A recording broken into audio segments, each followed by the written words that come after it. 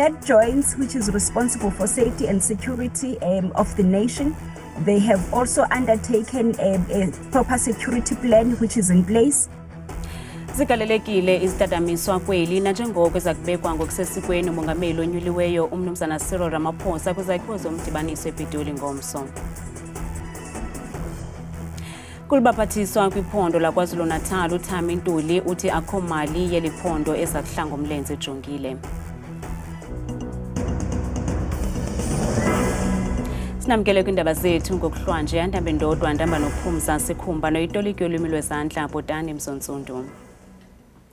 Ngomso umongameli welizwe loMzantsi Afrika uza kuphinda phakamisa isandla sakhe sasekunene efungela ukhuselo umgaqo siseko welizwe. Intetho yakhe yokuqala njengomongameli emva kokufungiswa iza kuphawula isiqalo esitsha solawulo lwesixhenxe sorhulumente wentando yesininzi ngaphantsi korhulumente wobumbano ukanti zizitadamiswa zamazwe ohlukeneyo ezakuzimasa lo msitho.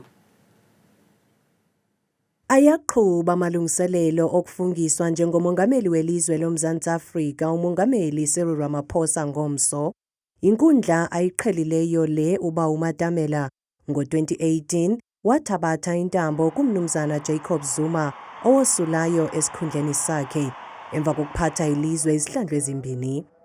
Ze ngoMeyi ka-2019 umongameli Cyril Ramaphosa wabekwa njengesibonda esiza kukhusela umgaqo-siseko weli. It is an outstanding moment for us as a nation, particularly with the outcomes of the elections. So we have again made history as a nation whereby we see that while the voters have decided, but there's peace in terms of how we're moving forward, and the focus now is about the Africa that we want in the next 30 years. Ukanti nezitatanyiswa zamanye amazwe zigalelekile ukuza kuzimasa lo msitho zakuqhutywa ngaphansi komongo othi 30 Years of Democracy, Partnership and Growth. Ukhuseleko loluqilima luqinisekisiwe ke kambe ngabasemagunyeni. The NetJoins, which is responsible for safety and security of the nation, they have also undertaken a proper security plan which is in place, which aims to detect, mitigate and also prevent or proactively deal with any safety issues. Most of the streets tomorrow, non-unit buildings, will be closed as of 3 o'clock in the morning due to the presidential inauguration. Streets that will be affected, and yes, I won't mention all of them. I'll advise the viewers to say when they want to see all of the streets, they can follow our Metropolis Department Facebook page and they'll see all the streets. We advise motorists to use alternative routes. Ziliqela ke izinto ezilindelwe ngabemi boMzantsi Afrika ngaphansi kwalo rhulumente wobumbano noza kukhokhelwa ngumongameli Cyril Ramaphosa njengoko elilizwe lithwaxwa ngamandla linani eliphezulu lentsokolo kwanentswela-ngqesho. Kulubaphathiswa entsha KwaZulu-Natal ithembisa ngokuzisa inkonzo ezingcono eluntwini. Umnumzana uThami Ntuli ubethe nje kancinci umbutho we-MK ngevoti ze wangena esihlalweni salo besakuba inkulubaphathiswa yeliphondo unkosikazi noMusa Dube-Ncube. uNtuli wenze isifungo sakhe namhlanje eMgungundlovu. I, Arthur Thamsanqa Ntuli, swear that I will be faithful to the Republic of South Africa. Inkulubaphathiswa entsha kwiphondo laKwaZulu-Natal umnumzana Thami Ntuli ifunga ngelithi iza kwenza ngenhlonipho nesidima umsebenzi wayo. Umnumzana Ntuli ukuthethe oku ngethuba kubanjwe umcimbi wokufungiswa kwakhe eMgungundlovu. Lo kaNtuli ebesakuba inkokheli ye-IFP ungena kwizihlangu zobesakuba inkulubaphathiswa kweliphondo kwiqela le-ANC unkosikazi noMusa Dube-Ncube. Umnumzana Ntuli usichaze isikhundla sakhe esitsha njengesiqalo esitsha sephondo. This government I am honored to lead stands on the cusp of a new beginning. Collectively, we'll deliver on the hope and revival that the people of this province so desperately require. uNtuli uthi akukho mali eza kwehla ngomlenze ejongile. We intend to lead a government based on the principles of Ubuntu Botho. A government that will ensure that service delivery is rolled out to all the people of this province. We will abide by Umntwana's teaching that every cent of public money must go back to serve those who pay taxes. Lenkulu baphathiswa yazise abaphathiswa abatsha kwaye umnumzana Musa Zondi ubekwe kwisikhundla sokuba ngumphathiswa wesebe lophuhliso lwezoqoqosho. Umnumzana Thulasizwe Buthelezi ubekwe njengomphathiswa wesebe lolawulo lwentsebenziswano nemicimbi yemveli. Ukanti umphathiswa wezempilo uNomagugu Simelane akatshintshwanga kwisikhundla sakhe ze kwenziwa utshintsho kumphathiswa wezothutho nalapho kufakwe uSiboniso Duma ozokujongana nesebe lezothutho kunye nesebe lokuhlaliswa koluntu. Kwisebe lophuhliso loluntu kubekwe uMbali Shinga, isebe lemisebenzi yoluntu kubekwe uLucas Meyer, kwisebe lezimali kubekwe uFrancia Rogers, ze kwisebe lezolimo kwabekwa uThembeni Madlopha Mthethwa. Isebe lokhuseleko loluntu liza kuba phantsi kweofisi yenkulu baphathiswa. Oku kwenziwa ngelizama uqinisekisa ukuba ulwaphulo-mthetho lujongwa ngqo yi-ofisi enkulu. Ukanti uSipho Sihle-Hlomuka ngumphathiswa wesebe lezemfundo. Kwisebe lezemidlalo, ubugcisa nenkcubeko kubekwe uMntanomuhle Khawula. Umba wokubhengezwa kwenkulumbuso yesizwe samaZulu, umfundisi Thulasizwe Buthelezi nozokujongana nesebe lobambiswano ngolawulo kwanemiba yezemveli. Umnumzana uNtuli uthi lo kaButhelezi unamava kwimiba yezemveli. This government I am honored to lead stands on the cusp of a new beginning. Collectively, we'll deliver on the hope and revival that the people of this province so desperately require. Kukho ithemba lokuba lenkulu baphathiswa intsha iza kuza nenguqu emandla kweli phondo. Impumalanga inenkulu baphathiswa entsha umnumzana Mandla Ndlovu nongusihlalo we-ANC kweli phondo ufungiswe ngokusesikweni namhlanje zengwabhengeza nabaphathiswa zakusebenzisana nabo kweli phondo. uNdlovu ngena ezihlangwini zikankosikazi Mthweni Tsipane nongusihlalo webhunga lamaphondo eParlamente. Loyo lobeka ngumphathiswa welitiko lemisebenzi yesive kanye netekutfutsa eMpumalanga sovele wabekwa ngalokusemthethweni kuthi abe ngundvonankulu walesifundza. I, Mandla Ndlovu, swear that I will be faithful to the Republic of South Africa. Ndlovu ke uthembise ukuthi utawusebenta masinyane abeke liso lelibukhali kubomasipala kute kuqinisekiswe ukuthi tinsita tiyafika kubantfu. For the first 100 days in office, I will visit all the municipalities, get a better understanding of their challenges, and assist them without interfering.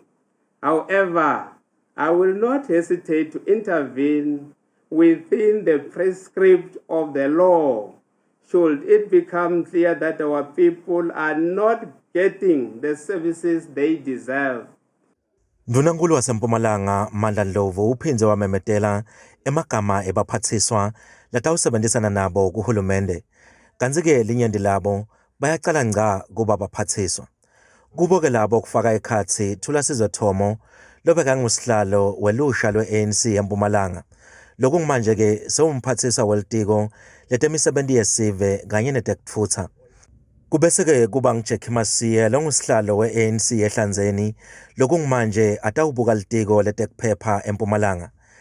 Loyo lobeka ngisodolobha eDipaliseng Khethiwe Moeketsi yena utawubuka litiko letenhlalakahle. Kanti-ke lobeka hola inhlangano yabomake be-ANC eMpumalanga Kathy Dlamini utawubuka litiko letemfundvo. Kanti-ke loyo lobeka ngisomlomo esishayamthetho saseMpumalanga Makhosazane Masilela yena utawubuka litiko lekutfutfukiswa kwetemnotfo kanye netekuvakasha.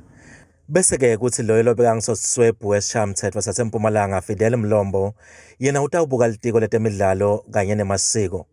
Ndlovu-ke ugcizelele ukuthi bonke labaphathiswa kufuna bafake emandla kute kufukulwe umnotfo walesifundza. Uphindze-ke wagcizelela ukuthi kufuna kusetshenzwe matima kute kuliwe nebugebengu kulesifundza. Etindzabeni tetfu ku-Channel 163 lotiletselwa yi-Newsroom Africa ngingumweli Masilela eMbombela eMpumalanga. Uvele phambi kwenkundla yaseMonti eMpuma Koloni, umongameli we-EFF uJulius Malema kunye nonogada wakhe uAdrian Snyman beyokujongana nezithyolo zokudubula ngomkhono wekati esidlangalaleni kumsitho wokubhiyozela iminyaka emihlanu ye-EFF kwibala lezemidlalo iSisadukashe eMdantsane ngo-2018.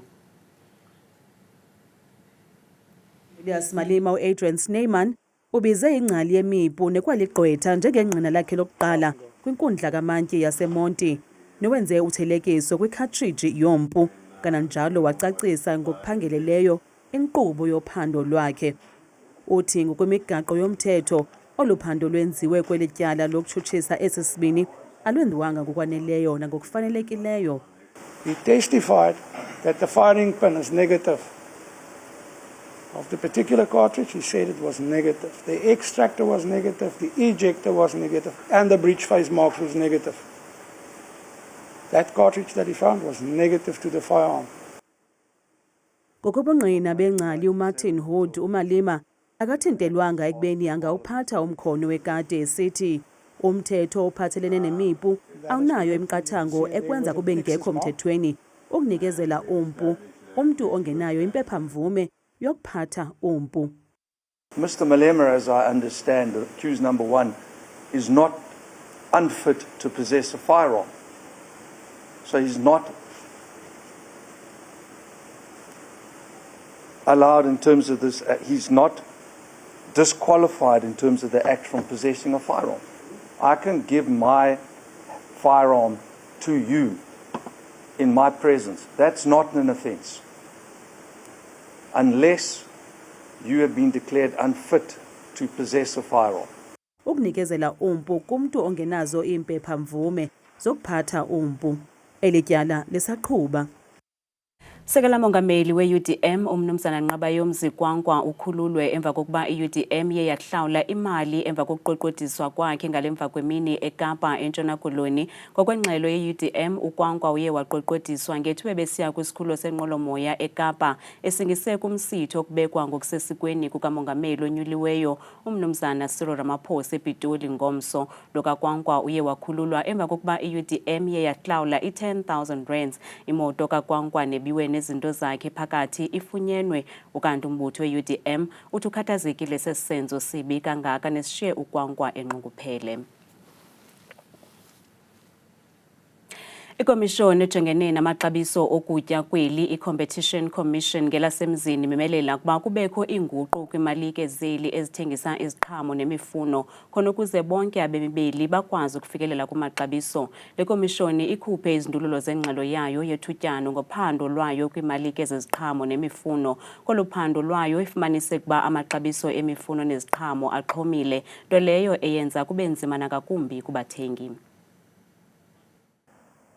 The DTIC must set up a fund to assist new entrants in the retailing of fresh fruits and vegetables in shopping centers. So we have a recommendation and a remedial action. The remedial action is directed at South African Property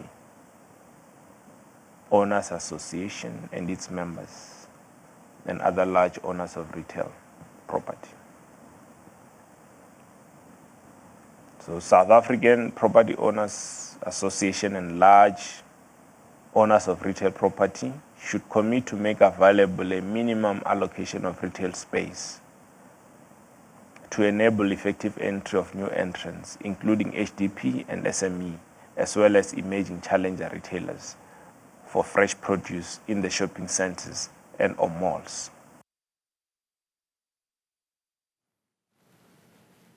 Amalungu ekomiti eyasekwa ukuzisebenzisane namagosa karhulumente ukwakhela umkhanya iphulo lokwakhiwa kwedama umzimvubu eMpuma Koloni athi akaxelelwanga izizathu zokumanqi kweli phulo. Eli phulo elaphehlelwa ngo-2014 nelityabula urhulumente malunga ne-12.45 billion yeerandi aliqhubeki phambili ngelixa imimandla izawuxhamla ingenawo amanzi acocekileyo. Ngamathuba emisebenzi ayi-6,700 ebezawuvuleka ngelixa lisakhiwayo eli dama. Mtsiki Noyiya uyasichubela.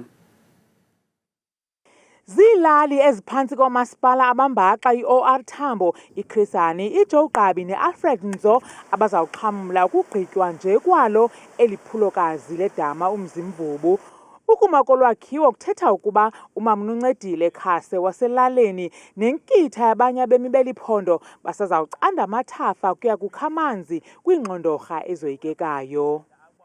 Siphakathi kokufa ngoba singafela pha inabantwana bahamba kabuhlungu aba bethu ke ngoku sebeyowakha abazukulwana bethu abakwazi siyasibamba amazinyo umuntu ba angekaye okanye angabuya okanye angabuyi kuqongetyengwa. Iingingqi eziphansi komasipala bazawuxhamla ke zaseka ikomiti ezawuba liliso kwinkqubela phambili yeliphondo ngokulime ngxi ngezizathu ezingaziwa nkquna ikomiti yabahlali.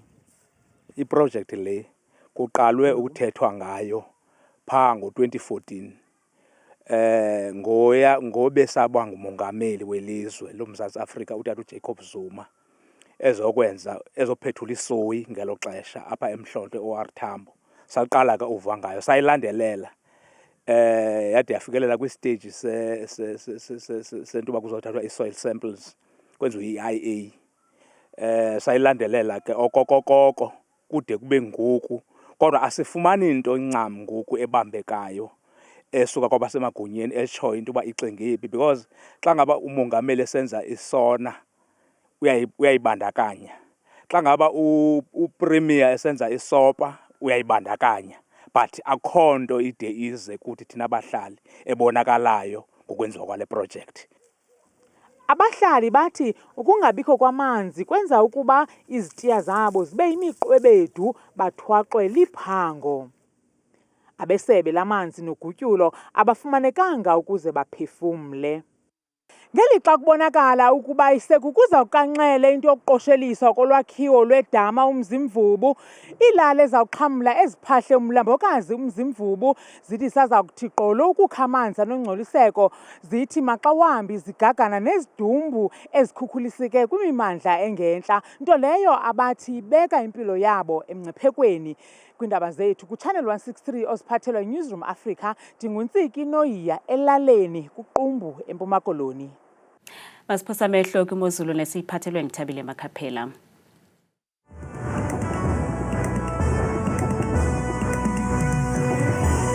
Nkosi kakhulu qwathikazi apha edeskeni yakho yendaba ndiyakubulisa nawe mbukele ekhaya ndikwamkele bethula kweli lam kaloku iqonga lemozulu mna ke ndinguthabile Makhaphela uMamthembu. Mbukele ekhaya nantsi imozulu.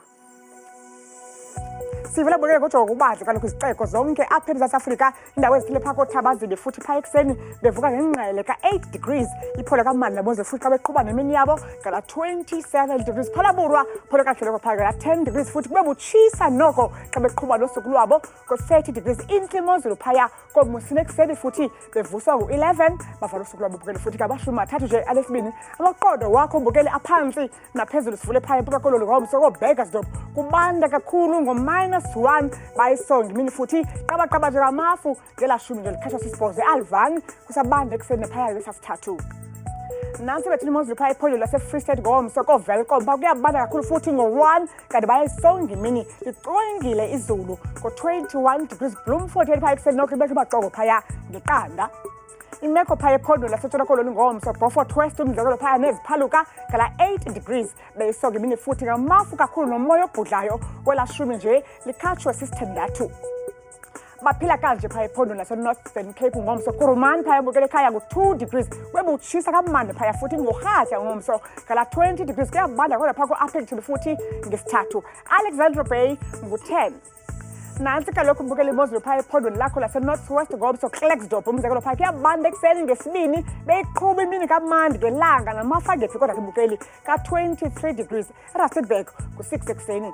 Apho sikhoyo kuseRhawutini bethula Pretoria ekuseni futhi ngo-4 degrees obanda kakhulu loko kube kuhle phaya koJohannesburg xa ivalwa imini phaya ngo-22 degrees phaya ebusuku. Sithi chu sinyuke njalo sijonge phaya ephondweni laseLimpopo ngomso kobilabila neziphaluka ngo-7 degrees phaya ngexesha lasekuseni bayayisonga imini ngelanga ngo-20 nje asakhatshwe sisibhozo kuhle phaya ephalaburwa futhi ngo-10 degrees. Sehle njalo sijonge phaya ephondweni laseMpumalanga ngomso koMiddelburg ngo-4 degrees kutshisa kamandi phaa ngorhatya futhi lasemva kwedilala ngo-20 degrees. Emalahleni kuyabanda ekuseni ngo-4.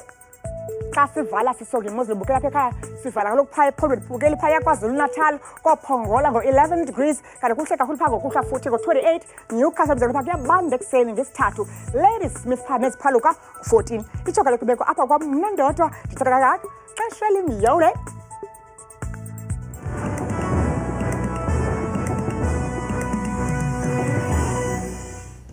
kamnandi mawethu